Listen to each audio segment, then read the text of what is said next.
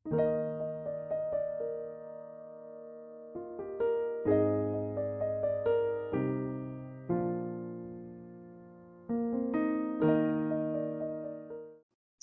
terkasih, Shalom.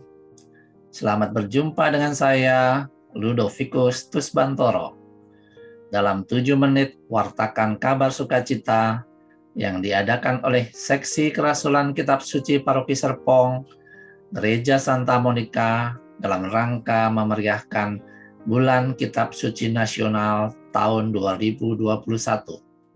Hari ini, Rabu tanggal 22 September tahun 2021, bacaan Injil diambil dari Lukas 9 ayat 1 sampai dengan 6 yang berkisah tentang Yesus mengutus 12 murid. Kisah yang sama terdapat pada Injil Matius dan Markus. Maka Yesus memanggil ke-12 muridnya, lalu memberikan tenaga dan kuasa kepada mereka untuk menguasai setan-setan dan untuk menyembuhkan penyakit-penyakit. Dan ia mengutus mereka untuk memberitakan kerajaan Allah dan untuk menyembuhkan orang. Katanya kepada mereka, jangan membawa apa-apa dalam perjalanan, jangan membawa tongkat atau bekal, roti atau uang, atau 2 helai baju. Dan apabila kamu sudah diterima dalam suatu rumah, tinggallah di situ sampai kamu berangkat dari situ. Dan kalau ada orang yang tidak mau menerima kamu, keluarlah dari kota mereka dan kebaskanlah debunya dari kakimu sebagai peringatan terhadap mereka. Lalu pergilah mereka dan mereka mengelilingi desa sambil memberitakan Injil dan menyembuhkan orang sakit di segala tempat. Sahabat, pada perikop awal Injil Lukas ini digambarkan sangat jelas bahwa Yesus memanggil ke-12 muridnya, kemudian dia memberikan tenaga dan kuasa kepada mereka. Dan setelah itu, dia mengutus mereka untuk memberitakan kerajaan Allah dan menyembuhkan orang. Kalau kita membaca beberapa perikop sebelumnya, maka kita akan menemukan kisah-kisah angin ribut diredakan, Yesus mengusir roh jahat dari orang Gerasa, Yesus membangkitkan anak Yairus, Yesus menyembuhkan seorang perempuan yang sakit pendarahan. Dengan membaca perikop-perikop sebelumnya, maka kita akan dapat memahami mengapa Yesus memberikan tenaga dan kuasa kepada para murid. Tugas perutusan para murid adalah melanjutkan apa yang telah Yesus perbuat. Dalam satu kalimat terkesan sederhana, yaitu memberitakan kerajaan Allah. Namun, bukan hanya sekedar berita tentang kerajaan Allah yang harus disampaikan oleh para murid, melainkan harus disertai dengan perbuatan-perbuatan nyata. Mengapa demikian? Karena ketika Allah meraja, maka kegelapan yang menguasai hidup manusia akan dihalau. Angin ribut diredakan, roh jahat diusir, yang mati dibangkitkan, dan yang sakit disembuhkan. Kuasa-kuasa seperti itu hanya dimiliki oleh Allah saja. Oleh karena itu, Yesus memberikan tenaga dan kuasa kepada para murid untuk melakukan pekerjaan-pekerjaan tersebut. Sahabat, lalu apa pesan Yesus untuk para murid yang diutus? Di situ disebutkan bahwa mereka tidak boleh membawa apa-apa, tongkat atau bekal, roti atau uang, atau 2 helai baju. Pesan ini memiliki makna yang mendalam bahwa seorang yang diutus haruslah memiliki sikap ketergantungan total kepada yang mengutus, yaitu Allah sendiri. Dia yang mengutus, maka dia pula lah yang akan menyediakan berbagai macam hal yang dibutuhkan. Lalu bagaimana jika mereka ditolak saat berada di suatu tempat?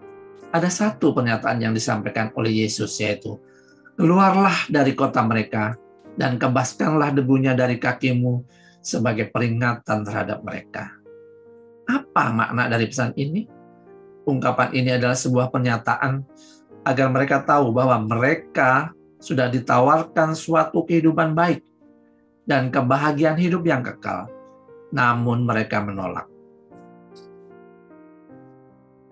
Mari kita sejenak mengingat salah satu tulah di Mesir yang ditulis di kitab Keluaran pasal 9 ayat 9. Maka jelaga itu akan menjadi debu, meliputi seluruh tanah Mesir, dan akan menjadikan barah yang memecah sebagai gelembung pada manusia dan binatang di seluruh tanah Mesir. Jadi ini adalah peringatan bagi mereka yang menolak para murid. Mereka diingatkan kembali peristiwa debu seperti di Mesir yang berubah menjadi tulah bagi mereka. Sahabat, dalam perikop dengan kisah yang sama di Injil Matius, ada peringatan tambahan yang disampaikan Yesus demikian. Aku berkata kepadamu, sesungguhnya pada hari penghakiman tanah Sodom dan Gomora akan lebih ringan tanggungannya daripada kota itu. Jika kita mengingat kisah Sodom dan Gomora yang mengalami penghukuman karena dosa-dosa mereka, maka hukuman yang akan diterima orang-orang yang menolak para murid pada hari penghakiman agung akan lebih berat daripada tanggungan Sodom dan Gomora. Ini adalah penghukuman bagi mereka yang menolak akan keselamatan kekal. Sahabat, mereka yang menolak keselamatan yang ditawarkan oleh para murid seharusnya belajar dari Imam Ezra seperti yang ada di bacaan pertama hari ini. Imam Ezra dalam doanya kepada Allah menyadari bahwa sungguh Allah tidak meninggalkan orang Israel yang hidup dalam perbudakan. Bahkan Allah terus berkarya dan melalui raja-raja Persia, mereka dapat pulang ke tanah terjanji dan kembali membangun bait Allah. Sahabat, bacaan hari ini mengingatkan kita bahwa hidup kita sebagai para pengikut Kristus adalah sebuah tugas perutusan untuk mengabarkan kerajaan Allah yang telah datang. Tugas ini tidak berhenti di 12 murid saja, melainkan telah diteruskan selama berabad-abad sampai kepada kita hari ini.